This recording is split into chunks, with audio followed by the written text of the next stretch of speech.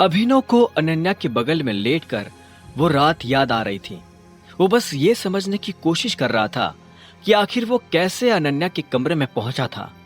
लेकिन इससे पहले कि उसे इस बात का जवाब मिल पाता, इतने में अभिनव को एक जोरदार चीख सुनाई दी। अभिनव पलटने ही वाला था कि इतने में उसे एक जोरदार लात पड़ी और वो बिस्तर से नीचे गिर पड़ा। नीचे गिरकर उसे कोई हैरानी नहीं हुई, उसके लिए ये कोई बड़ी बात नहीं थी। जैसे ही अभिनव अपनी जगह पर बैठा तो इतने में अनन्या किसी शेरनी की तरह गुर्राते हुए बोली, तुम्हारी हिम्मत कैसे हुई मेरे बिस्तर में आने की? अभिनव अपनी जगह से खड़ा हुआ और अपनी पीठ पर लगी हल्की सी चोट को मलते हुए बोला, मेरी हड्डियां तोड़ने का इरादा था क्या? तुम पहले मेरे सवाल का जवाब दो। तुम्हारी हिम्मत कैसे हुई मेरे बिस्तर में आने की? समझते क्या हो अपने आप को? किससे पूछकर मेरे बिस्तर पर लेटे? किससे पूछकर मेरा कंबल ओढ़ा? अभिनव ने एक गहरी सांस ली और कंबल को फिर से ठीक तरह से रखते हुए कहा, मैं तुम्हारा पति हूं, भूल गई? पति? My foot! ये शेख चिल्ली की तरह खाली पुलाव पकाना बंद करो। तुम मेरे पति नहीं हो। तुम मेरे सबसे बड़े दुश्मन हो और मैं तुम्हारी शक्ल भी नहीं देखना चाहती हूँ। अच्छा, तो किसकी शक्ल देखना चाहती हो? उस झूठे चिराग की। तुम्हें पता भी है तुम किसके बारे में क्या बात कर रहे हो? चिराग के बारे में ऐसा बोलने से पहले तुम 100 बार सोचना। वो तुमसे 1,00,000 गुना ज्यादा अच्छा है, समझे? अनन्या ने कहा और अपनी जगह से उठकर बाथरूम की तरफ जाने लगी। लेकिन इससे पहले कि वो अंदर जाती, वो बीच में रुकी और अभिनव को तीर जैसी तीखी नजर से देखते हुए बोली, मेरे बाहर आने से पहले तुम कमरे से बाहर हो जाना, वरना जान ले लूंगी। अभिनव ने गहरी सांस ली और शांति से बोला, तुम्हें एके प्राइवेट लिमिटेड से कॉन्ट्रैक्ट मिला? यह सुनते ही अनन्या, जो कि बाथरूम के दरवाजे तक पहुंच चुकी थी, अचानक रुक गई। अभिनव के मुंह से यह बात सुनकर वो अपनी जगह पर जम सी गई थी। वो पलटकर अभिनव को देखने लगी। अभिनव उसकी आंखों में हैरानी साफ तौर पर देख पा रहा था। उसने मुस्कुराते हुए कहा, मैंने तुम्हें कहा ही था कि मैं तुम्हारी हेल्प। इससे पहले कि अभिनव अपनी बात पूरी कर पाता, अनन्या ने उसे फटकारते हुए कहा, बकवास करना बंद करो, समझे? अभिनव ये सुनकर हैरान हो गया। अनन्या आगे बोली, मुझे पता है तुमने क्या किया है। कुछ भी नहीं। मेरी मदद मेरे पापा के एक दोस्त ने की है, समझे? चिराग को झूठा बोल रहे हो और खुद कितने बड़े झूठे हो, नजर भी आ रहा है या नहीं? नहीं अनन्या। अभिनव ने उसे रोकने की और अपनी बात समझाने की कोशिश की, लेकिन तब तक अनन्या अभिनव के मुंह पर दरवाजा जोर से बंद करके अंदर चली गई थी। अभिनव ये देख हैरान हो गया। अब क्योंकि वो इस कमरे में नहीं रुक सकता था, इसलिए वो उसी कमरे में चला गया जिस कमरे में वो अक्सर सोया करता था। बहुत मुश्किल से उसे नींद लगी और कब सुबह हो गई उसे पता ही नहीं चला। जब अभिनव तैयार होकर बाहर आया तो उसने देखा कि नाश्ता टेबल पर लग चुका था और अनन्या पहले से बैठकर नाश्ता कर रही थी। हरदेव पाल सिंह भी अपनी कुर्सी पर बैठे थे, इसलिए अभिनव भी चुपचाप अपनी कुर्सी पर आकर बैठ गया था। हरदेव ने कहा, मैंने सुना है कि अकरम ने कॉन्ट्रैक्ट साइन कर दिया है। जी दादाजी, अनन्या ने कहा। हरदेव ने धीरे से हाँ में सिर हिलाया और बोला, चलो अच्छा है, कम से कम तुम्हें अपना रास्ता तो बनाना आता है। मैं आज के बाद आपको कभी डिसअपॉइंट नहीं करूंगी। अनन्या ने जैसे ये कहा तो अभिनव उसकी शक्ल देखने लगा। अनन्या के चेहरे पर एक अजीब सी बेचैनी नजर आ रही थी। अपने दादाजी की नजर में अपनी खोई हुई इज्जत फिर से पाने के लिए अनन्या कुछ भी करने को तैयार थी। इतने में हरदेव ने अभिनव की तरफ देखा और बोले, तुमने कहीं काम करना शुरू किया? हाँ, मैं भी अकरम सर की कंपनी में ही काम कर रहा हूँ। किस पोजीशन पर हो? Office assistant. ये सुनते ही शर्मिला जोर से हंस पड़ी। सभी लोग उसे इस तरह से हंसता देख हैरान हो गए, लेकिन शर्मिला रुकी नहीं।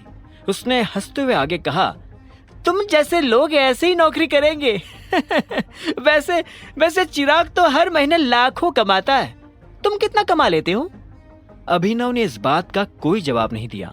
वो जानता था कि अगर वो अपनी तरफ से कुछ भी कहता तो शर्मिला उसे फिर से खाने को दौड़ती, पर अभिनव का कुछ न कहना भी उसे बहुत भारी पड़ा। शर्मिला ने कहा, क्या हुआ? कुछ बोला नहीं जा रहा? हाँ? शर्मिला रुकने वाली नहीं थी। ऐसे में हरदेव बीच में आया और बोला, बस ठीक है शर्मिला, हम लोग खा रहे हैं और खाते वक्त हमें इस तरह की बातें नहीं करनी चाहिए। उसकी बात सुनते ही सब लोग चुप हो गए थे। अभिनव जल्दी से अपना नाश्ता खत्म करके बाहर निकल आया था। वो शर्मिला को अपनी टांग खींचने का और मौका नहीं देना चाहता था। उसका मन तो कर रहा था कि अभी के अभी शर्मिला के घर जैसे 100 घर खरीदे और शर्मिला जैसे लोगों को उनकी औकात दिखा दे, लेकिन वो ऐसा नहीं कर सकता था। उसके पास शांति रखने के अलावा और कोई चारा नहीं था। अभिनव ऑफिस पहुंच चुका था। जब वो अपने कैबिन में बैठा था तो जेनी भड़कते हुए उसके कैबिन में आई और दरवाजा खोलते हुए बोली, ये सब क्या है? हाँ? अभिनव पलटकर अपनी कुर्सी के पीछे देखने लगा। उसे समझ नहीं आ रहा था कि जेनी किससे बात कर रही है। ये देख जेनी का दिमाग और गर्म हो गया और वो चीखते हुए बोली, मैं तुमसे बात कर रही हूँ। हाँ तो इतना चिल्ला क्यों रही हो? आराम से भी बोल सकती हो। हम ऑफिस में हैं, प्लीज शो सम मैनर्स। ओहो हो, देखो जरा कौन मैनर्स की बात कर रहा है? तुम जिसने ये सब किया है। ये देखो, इस कस्टमर ने हमें सिर्फ 2 स्टार्स दिए हैं। तुम ही इससे डील कर रहे थे ना? तो तुमने इससे ऐसा क्या कहा जो इसने सिर्फ 2 स्टार दिए हैं? जेनी ने अभिनव की टेबल पर एक फाइल पटकते हुए पूछा। अभिनव ने फाइल उठाकर उसे 1 सेकंड के लिए देखा और फिर बोला, तुम मेरे मजे ले रही हो? तुम्हें पता नहीं कि कल मैंने किसी भी लड़की का फोन अटेंड नहीं किया था। मेरे पास सिर्फ 4 कॉल्स आए थे और वो चारों लड़कों के थे जिनसे मैंने बहुत मैनर्स के साथ बात की थी। अच्छा, तो फिर ये कैसे हुआ? एक्सप्लेन करो। तुम झूठ बोल रहे हो। तुम हर चीज अपने हिसाब से क्यों करना चाहते हो? सीईओ सर ने तुम्हें मैनेजर की पोस्ट से निकाल दिया तो तुम इस बात का खुन्नस निकाल रहे हो। मैं फिर से कह रहा हूं, मुझसे अच्छे से बात करो। नहीं तो क्या कर लोगे? तुम्हें पता नहीं है, लेकिन यहाँ तुम्हारी सीनियर मैं हूं। अभिनव ने यह सुनकर एक गहरी सांस ली। जेनी को उसकी फाइल वापस की और बोला, प्लीज अभी मेरे ऑफिस से बाहर निकल जाओ। मेरे पास इन सब बातों के लिए टाइम नहीं है। मिस्टर अभिनव, मुझे एक्सप्लेनेशन चाहिए। अगर तुमने मुझे नहीं बताया कि यह सब कैसे हुआ तो मैं तुम्हें अभी के अभी अकरम सर के पास लेकर जाऊंगी और वो तुम्हें एक झटके में नौकरी से निकाल देंगी। जेनी ने अभिनव को धमकी देते हुए कहा। यह सुनते ही अभिनव के चेहरे पर मुस्कान आ गई और उसने कहा, अच्छा तो ठीक है, करके देखते हैं। क्या करके देखते हैं? यही जो तुमने कहा। जाओ, अकरम सर को जाकर बोलो कि मैं एक्सप्लेनेशन नहीं दे रहा हूं। फिर देखते हैं कि किसकी नौकरी जाती है। यह सुनते ही जेनी को गुस्सा आ गया। उसने ठंडी आंखों से अभिनव को देखा और उसके कैबिन से बाहर निकल गई। Thank you. इधर अभिनव ने भी कुछ देर के बाद एक फोन काट दिया था। उसे दिन भर फोन आते रहते थे। हर कोई उसे अपनी अपनी प्रॉब्लम्स बताता था और वो उन्हें सॉल्व करता था। अभिनव को इस काम में जरा भी मजा नहीं आ रहा था। उसका लंच टाइम हो गया था पर अभी तक उसका फोन बजे जा रहा था। अकरम चाहता तो उसे किसी दूसरे डिपार्टमेंट में भेज सकता था, लेकिन उसने अभिनव को जानबूझकर यहाँ भेजा ताकि उसके पास अपना खुद का एक कैबिन हो। अभिनव अपने कैबिन से बाहर निकला और कैंटीन में कुछ खाने चला गया। वो खाने तो बैठ गया था, लेकिन उसे याद आया कि जल्दबाजी में वो अपना फोन अपने कैबिन में ही भूल आया था। जेनी के जाने के बाद उसने जेनी को नहीं देखा था, लेकिन वो जानता था कि अकरम उससे निपट लेगा। खाना खाने के बाद जब वो अपने कैबिन की तरफ ही जा रहा था कि अचानक उसे कामिनी नजर आई। वो मैनेजर के कैबिन से बाहर आ रही थी। जब उसने अभिनव को देखा तो वो हैरान हो गई और उसे इग्नोर करने लगी। उसने अपने चेहरे के दाईं तरफ सारे बाल गिरा लिए ताकि उसे अभिनव को ना देखना पड़े। अभिनव ने भी उसे नहीं देखने का नाटक किया और सीधा अपने कैबिन में चला गया। जैसे ही वो अपने कैबिन में घुसा तो देखा कि अकरम और जेनी उसके कैबिन में बैठे हुए थे। अभिनव उन दोनों को वहां देखकर हैरान हो गया। वो अंदर आया तो जेनी की शक्ल देखकर उसे एहसास हुआ कि अकरम जेनी को डांट रहा था। आओ आओ टाय अभिनव आओ। अकरम ने अभिनव को देखते हुए कहा, क्या हुआ, सब ठीक है? आपको कुछ चाहिए? अभिनव ने पूछा। वो ऐसे नाटक कर रहा था जैसे उसे कुछ पता ही ना हो। वो अपनी सीट की तरफ बढ़ने लगा।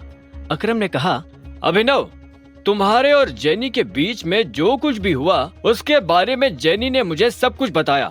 मैं उसी बात पर इसे डांट रहा था और मुझे लगता है कि अब इसके घर जाने का टाइम आ गया है। यह सुनते ही जेनी की आंखें फटी की फटी रह गई।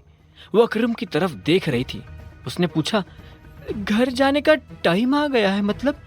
अकरम ने उसे एक पल के लिए देखा और बोला, तुमने अभिनव के साथ शर्त लगाई थी ना कि तुम उसे नौकरी से निकलवा दोगी, लेकिन अब पासा पलट चुका है। नौकरी अभिनव की नहीं, तुम्हारी जाएगी। Sir please, I am sorry, मुझे माफ कर दीजिए सर, प्लीज मुझे नौकरी से मत निकालिए, I am so sorry. Jenny ने तुरंत माफी मांगते हुए कहा। यह सुन अभिनव को हंसी आ गई।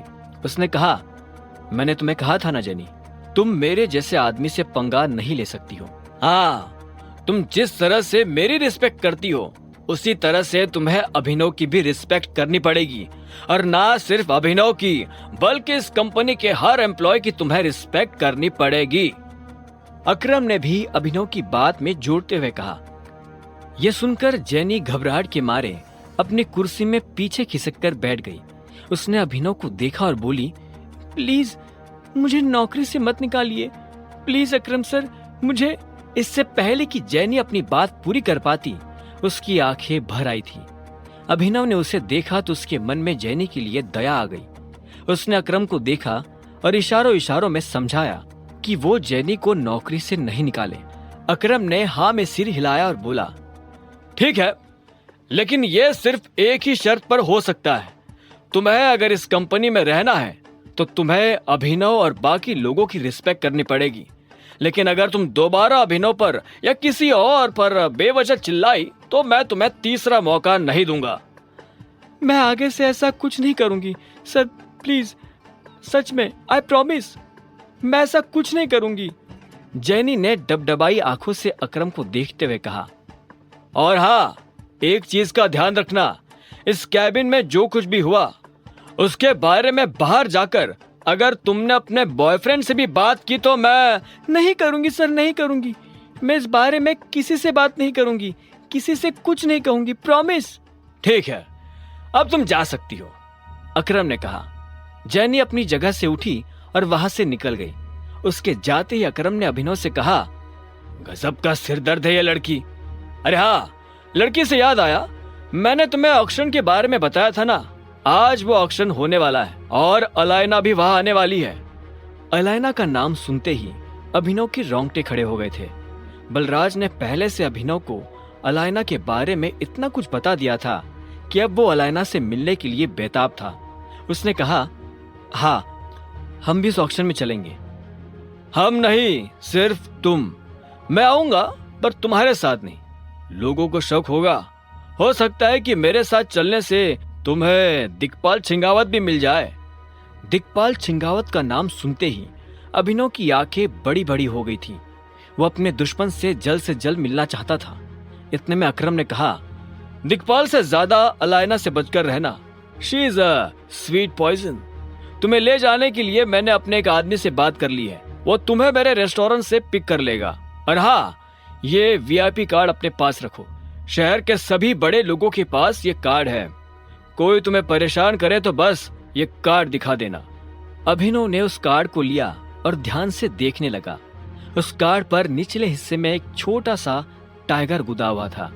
अकरम ने अभिनव से कहा, अगर लोगों को पता चला कि असली टाइगर तुम हो तो लोग तुम्हें भगवान की तरह पूजने लगेंगे। यह सुनते ही अभिनव के चेहरे पर मुस्कान आ गई और उसने कार्ड जेब में डाल दिया। अब आगे क्या होने वाला था?